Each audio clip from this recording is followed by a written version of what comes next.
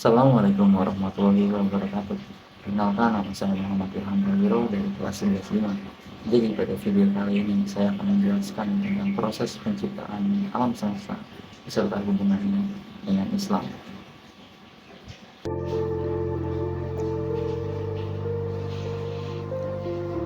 Terkadang kalau kita mengamati langit yang begitu luas, muncul dalam pikiran bagaimana semua ini terbentuk. Dalam video ini, kita akan membahas tentang pembentukan bumi 4,5 miliar tahun yang lalu. Dalam beberapa dekade terakhir, pemahaman kita tentang evolusi tata surya meningkat dengan sangat pesat. Tetapi manusia masih menyimpan pertanyaan yang mendalam. Bagaimana bumi kita menjadi seperti sekarang? Bima Sakti adalah rumah bagi miliaran bintang dan rumah bagi bumi kita. Di tempat yang sangat luas inilah matahari, bumi, dan planet-planet lain terbentuk. Pada saat itu, matahari belum ada. Ada sebuah bintang yang sangat panas dan dengan cepat meledakkan dirinya sendiri dalam sebuah ledakan kolosal yang disebut supernova. Ledakan ini membuat awan yang tidak stabil atau sering disebut dengan nebula. Dalam waktu 100.000 tahun, gravitasi dan momentum sudut meratakan awan menjadi sebuah cakram atau piringan.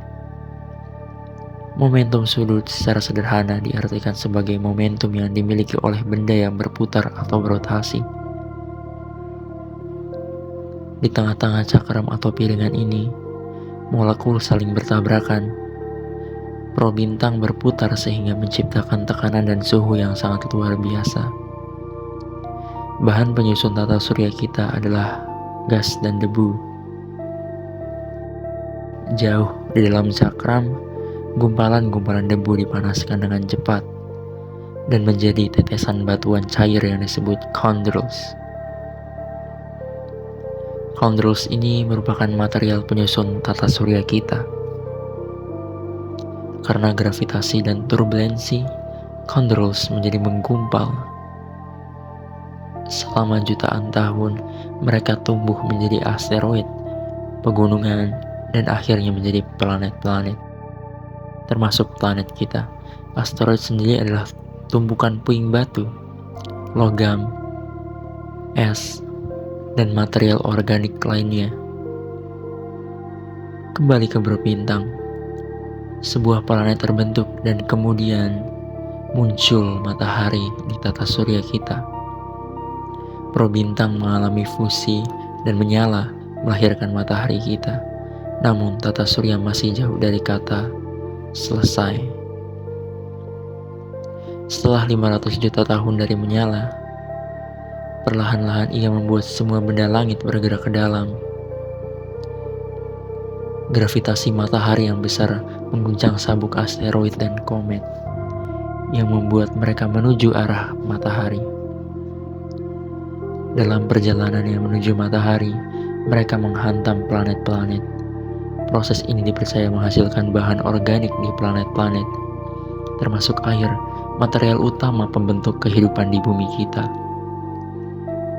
Tata surya terbagi menjadi 5 bagian, yaitu matahari, 4 planet bagian dalam, sabuk asteroid, 4 planet bagian luar, dan sabuk Kuiper yang merupakan bagian terluar dari tata surya. Tata surya memasuki periode yang tenang. Periode ini berlangsung selama miliaran tahun hingga saat ini. Dalam periode ini, tata surya menjadi dingin dan sangat tenang, termasuk bumi kita.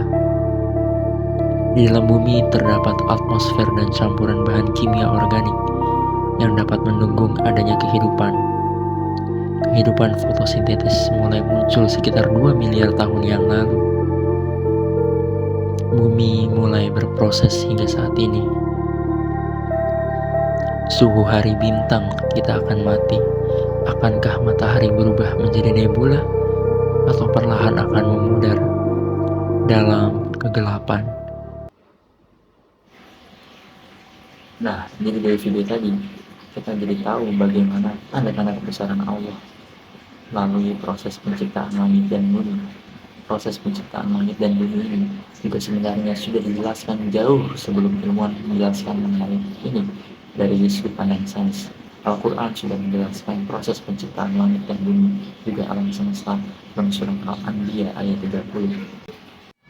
Bismillahirrahmanirrahim. Alam yarul ladzina kafaru annas samawati